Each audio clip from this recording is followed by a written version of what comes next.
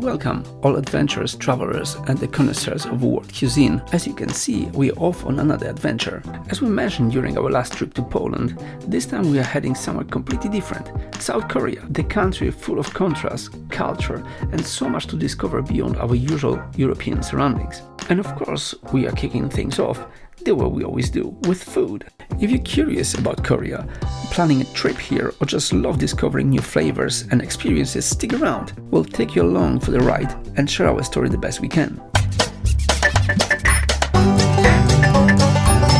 Alright guys, so this is our first contact with the Korean culture, Korean food.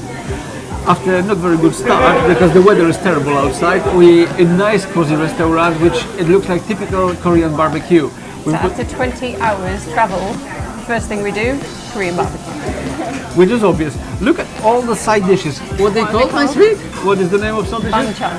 Banchan. So all the side dishes called banchan, and they are compulsory. They just bring them in. Complimentary. No, compulsory. Compulsory and complimentary. Look, our robot is coming. Say what we, oh, that's not, where's it going? Wait! So we order a typical Korean beef, and this beef is going to be prepared on this hot barbecue, and I'm waiting for our robot to bring it to the table, because I think that's what it is, what's happening here. And we've ordered the special, which is the Kobe beef, which is the prime beef, and it's raised specifically for that purpose for barbecue.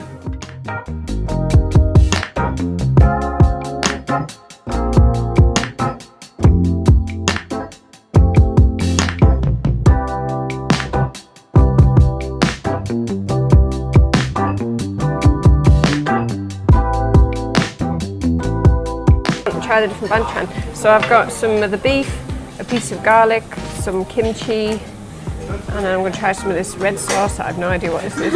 So obviously there are different ways of eating those Korean dishes, and then we found our way by watching vlogs, so Jenny is going for it.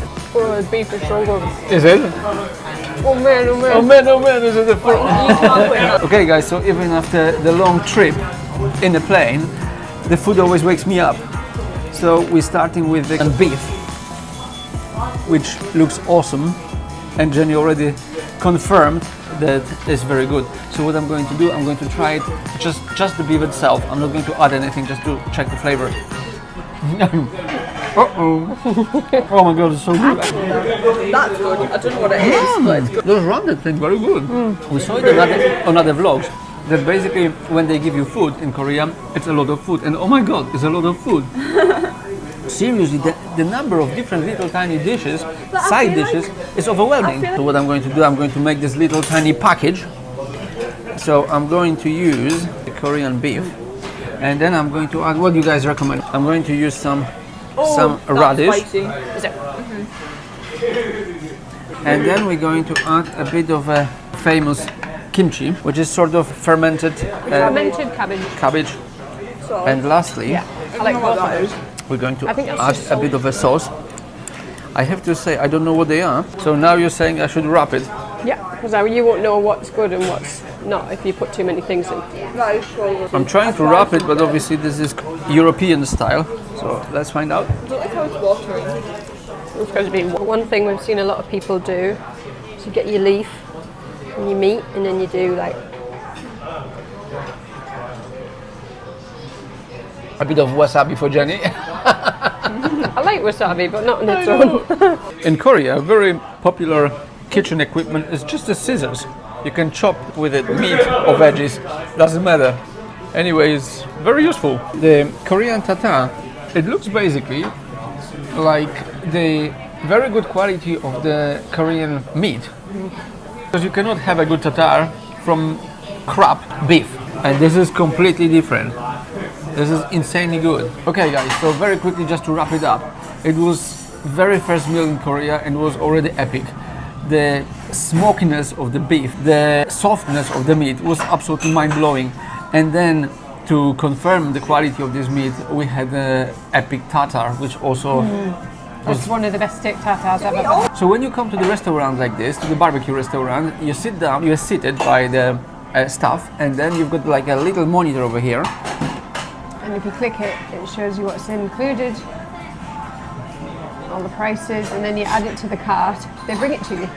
Side dishes are brought to you straight away, very quickly. One thing about the side dishes is they really add something to your meal. So when you make the little lettuce parcels with your beef and your banchan, they're all designed to sort of enhance the flavour of the meat, and it really works. It's really good. I would even say that for the people who don't particularly like veggies, it's very good. It's adding something, and it's just, I don't know, adding fresh flavor to the meat, so highly recommended. The next morning we set out to conquer Seoul. The first item on our list is Korean breakfast, and as always, to overcome the language barrier, we order food using touchscreen. The old lady who delivered the food smiles at us and says something in Korean. We smile back, but to be honest, we had no idea what she just said. Good morning from South Korea, from Seoul. So we just woke up this morning and we decided to fill our stomach with food, as we always do. So today we're starting our day with a couple of things. Kimchi jjigae, which is like a kimchi soup, style stew, and then you've got bits of seaweed. I think I'm eating it right, but I'm not totally sure. Mia has ramen noodles, and she had an egg in that, but she's eaten it. It was very good. And Martin has an unknown rice dish. I also have to say that everything tastes completely different here. It must be something to do with the freshness of the ingredients.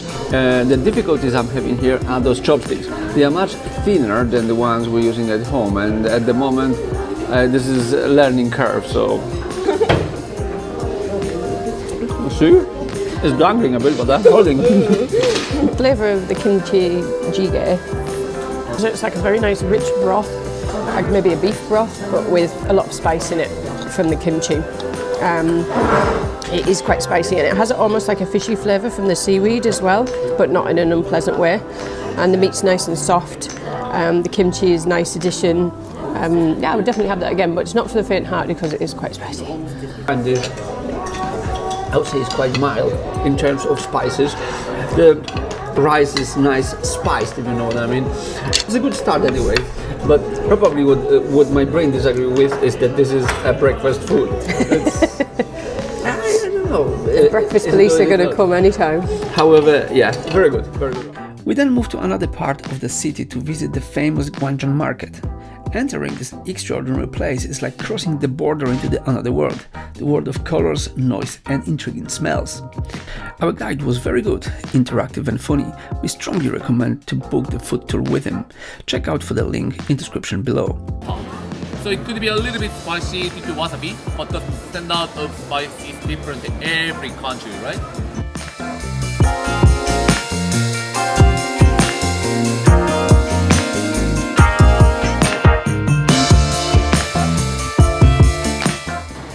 Oh, that was too Cake much. snack.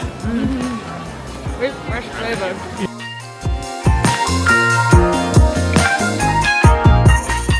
This is my favorite tteokbokki place. And Okay. I tried every tteokbokki there. Tteokbokki, very good. It's a textual thing, like I like texture like mochi. Satisfying, isn't it? And the sauce is kind of spicy but sweet. Tteokbokki itself doesn't have a lot of flavour, but with the sauce, it's like satisfying to eat. And when it's cold outside like today, it's really perfect warming food. you up. Yeah.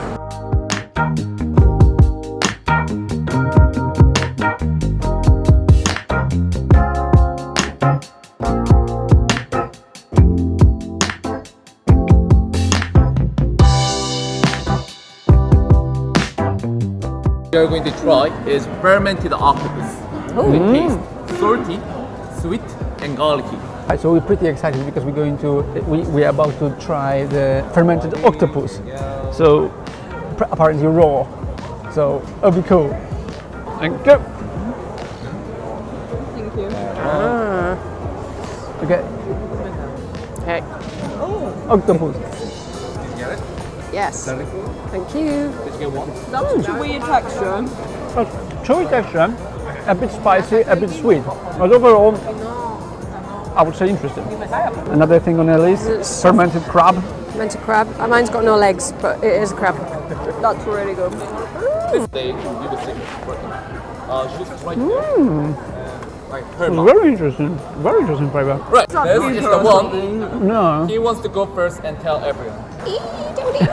Oh, that texture. It's like eating an apple. Yeah. It's artichoke. It looks like a pupa, but let's give it a go. Does it have any seasoning? Oh, yeah. Very good.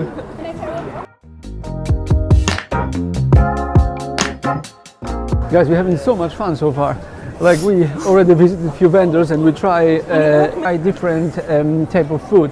We definitely recommend when you come here to Gwangjang Market to book the food tour, because you can find out so much more about what you can eat here.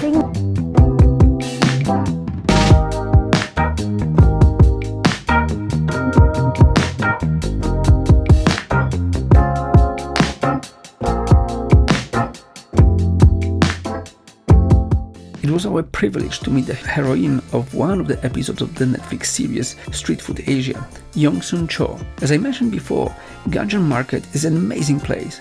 Crowds of people moving through small narrow streets between small food stands, the vendors who in non-intrusive way encourage you to buy their products, and the incredible smell of food. All this together makes the visitor a bit overwhelmed, which is why it's a good idea to have a guide who will help you to fully enjoy this place and also advise you on choosing food.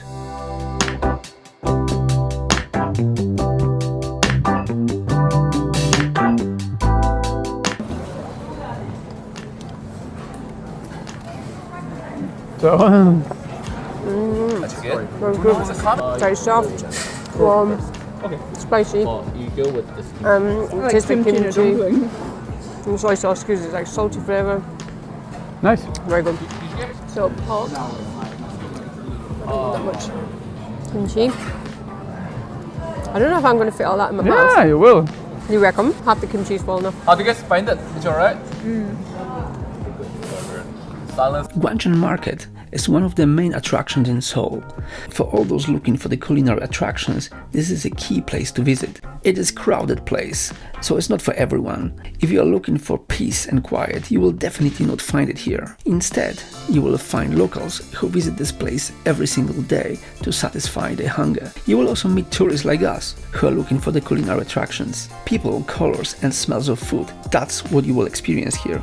It's a magical place where European tourists are enchanted by Asian culture and cuisine. Alright guys, so we are halfway through our food tour. So far so very good. We've seen some awesome things. We try awesome Korean food, and there's still a few things to come, so we're looking forward to it. Yes. No, it's cool. We're going to try some Korean drinks next. Hopefully some makgeolli. And we've got all those amazing things like this is onion. And more kimchi. Kimchi is the way that they preserve vegetables. So traditionally it's the Chinese cabbage that they use. That's the most common one. But kimchi can be radish, it could be another vegetable as well. It's just the way it's preserved that makes it kimchi. 5% and some sparkling in it. So it's a little bit fizzy. And this is also called nongju in Korean. So nongju means farmer's drink. They work in the morning and lunchtime they eat rice from the bowl. Cheers. I like that. It's like fermented flavor. You're chopping? That's what he said to use your chopstick like a knife. Not as easy as it sounds. Those are mung beans. Mung bean pancakes. Kind of pancakes, but bean sprouts and spring onion. They don't really remind me our European pancakes. Alright guys, They also now savory. let me give you this food. Very nice. Really nice. Reminds me Polish placki ziemniaczane. Yeah. I really like placki. They taste really well with the kimchi and with the pickled onion. It's a little bit like coming out of the comfort zone because everything is so different than in our place. In Europe, I mean. But it's seriously worth to take a risk because the range of flavors is completely different here. This is something you will not really experience anywhere else. Even if you go to the right restaurant in Europe, like Korean restaurant, Chinese, Japanese restaurant, it's still not going to be the same. So it's definitely worth to try the original traditional food. So we have this rice dish, and this is bibimbap, which is like a rice with vegetables and different spices. It's really nice. I like it. It has a good flavour. The other thing I was going to say about doing a food tour is it kind of breaks the ice a little bit if you want to try different food but you feel a bit intimidated, because the guide takes you around, he shows you how friendly the food vendors are, what's a good choice if you're unsure what to eat. It's definitely a good idea to do a food tour just to get the idea of what you like, what you don't like. I would say we experienced quite a lot of fermented food so far, but I think it's not uncommon in Asia. Actually, they ferment quite a lot of different kind of food and preserve it that way. So, sounds a bit weird, but it's good.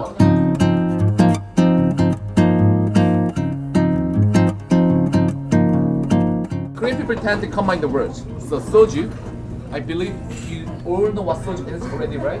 Plus, before you open it, you start from 6. And you go to 1 o'clock and start at 11. I remember Say that. something from here, okay? Huh? Okay, delete it, okay? I'm using one hand here. Oh, I'm making a big one.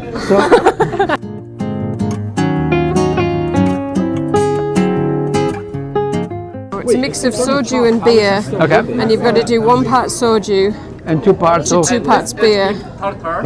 Oh! Yummy. Thank That, you. and then you have to mix it, so you put Don't break that. chopstick in and you hit the flat part. Yay! Eating a live octopus. It's not an alive octopus. Maybe don't chew first, feel the wiggle and chew. Okay, guys, so we're going to go first. I killed mine. Did he grab your lip? I chewed it too fast.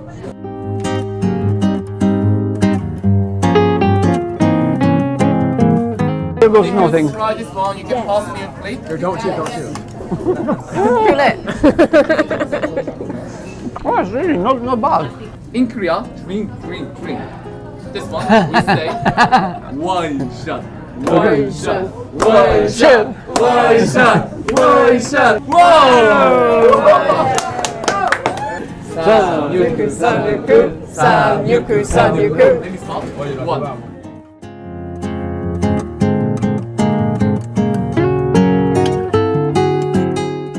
We get to sniff it but not eat it. Yeah, Korean donut. Korean donut, good. Very good. Alright guys, so our food tour is over, but we're heading back to the market because we want to try famous tungulu. Famous tungulu. Hello! Strawberry tangulu, please. Don't stuck it into your throat. It's so simple. No. That is really good. Oh man, that's really good. I didn't expect that at all.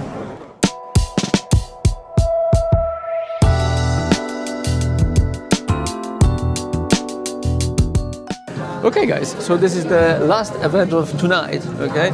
We packed so many different kind of food that is just unbelievable. So because we're so full, we decided to get a bucket of chicken, just something lighter. So that's what we have in here. Typical Korean and most importantly crispy chicken. Yeah, smells gorgeous, so let's dig in. Pleasantly crispy. Right guys, so the chicken is very crispy outside and very juicy inside. The main spice is black pepper, very good.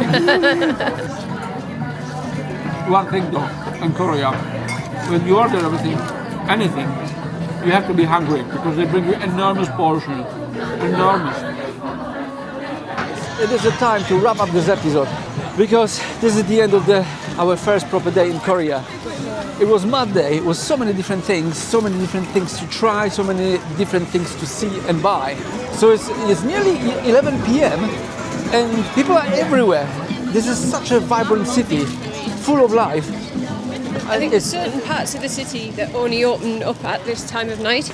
But for example, there is clothing shops, beauty shops, mini marts, all of these shops are open and ready for business even at 11 p.m.